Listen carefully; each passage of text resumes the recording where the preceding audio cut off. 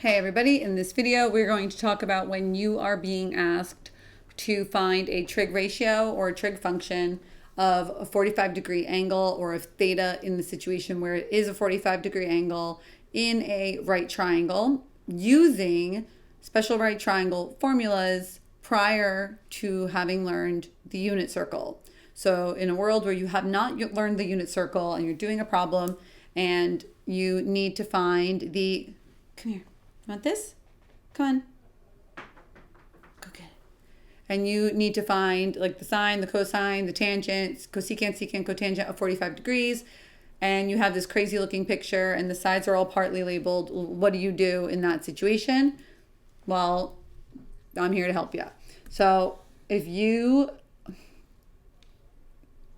since you are very smart and you know that the special right triangle, 45, 45, 90 triangle is equal to, or has the expressions to find the sides. Here's our 45, 45. Here's 90. And what are the expressions we use? If you don't know this, I'm crying inside. Okay? I'm crying. X, and x root 2. I don't care how crazy looking the sides are that you're given. You might even be given a picture. Oh my gosh, she wants something else now. You might even be given a picture where that's 90 and they're telling you, oh, hey, these are equal. If that's 90 and those two angles are equal, there's 180 degrees in a triangle, I promise you. Minus 90 means there's 90 left. If they're equal, they split 90 even. That's 45 each. Boom, it's a 45, 45, 90. Or they tell you it's a right isosceles triangle or something to that effect. It is not equilateral. Stop. Look, he's getting mad. It's not equilateral. Equilateral triangles don't have right angles in them. They are 60 degrees in every angle. That has nothing to do with right triangle trigonometry. So I don't know what you're talking about when you bring up an equilateral triangle in all of this. I mean, there's a time and a place for it, just not here, not now. Okay? So, sine. You are just going to pick one of your angles of 45. There you go, to be your theta. Sine is, oh my gosh, bud. Opposite over hypotenuse, hypotenuse over opposite. Adjacent over hypotenuse, hypotenuse over adjacent. Say it, say it, say it, because some of you guys, like your words from your mouth say one thing, what you think say another, what you write says another, because you always have your stupid headphones in listening to God knows what.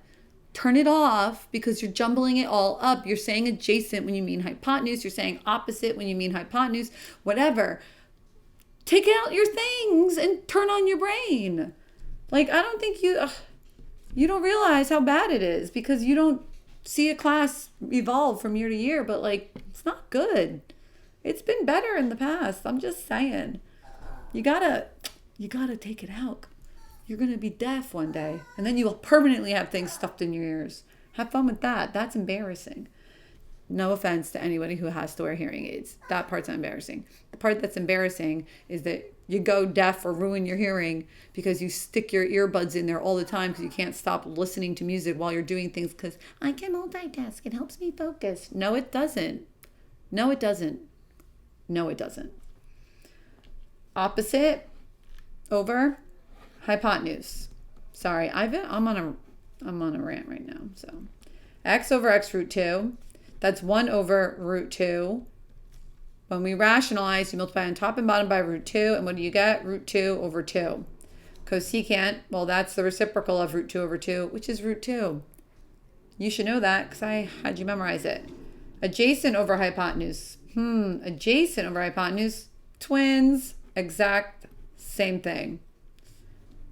The same. Done. Tangent. Guys. Come on. Anything over itself. Don't tell me 0. Please don't say 0. Don't say x. Like, don't say x. X over x, opposite over adjacent. 1. What's the reciprocal of 1? 1. And you're done. There you have it. I don't care how ugly the triangle is. If you ever need to find a trig ratio of 45 degrees and you haven't learned the unit circle yet, if you ever have to do this and you have some of the sides given to you, you know, they tell you that this side is 15 radical 13 over 31. Do you need to work and find the other sides? No, just use this. I promise it's the same answer at the end of the day. All right? It works the same way. You want to memorize the answers for sine, cosine, tangent, cosecant, secant, cotangent of 45, and then also of 30 and 60. Make yourself some flashcards and memorize it, because guess what? You're going to have to know it anyway. But it's going to be a little easier to memorize when we get to the unit circle because of the visual aspect that goes along with it. And also, we won't be using degrees anymore. We'll be using radians all the time. Yay! How many radians are in one full rotation on the circle? Comment it in the comment section first to be my favorite person ever. How many radians are in one full rotation of a circle? Please get it right. I'll put some thumbnails on the screen for you to click to other videos. There'll be another one that's part of this set on there, as well as some extra review stuffs. And I'll be making a few more videos shortly. I think I just need to play with my dog for a little while. Adios. Thumbs up, thumbs down. You do what feels right.